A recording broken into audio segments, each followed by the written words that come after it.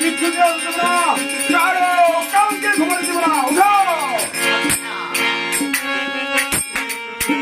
একটা কাজ হবে তো ফেরার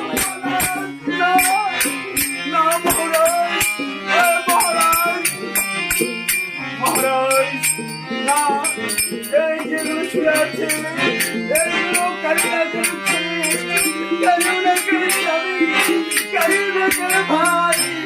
তাদের কি অবস্থা হবে মহারাজ ওদেরকে শাস্তি দিবেন না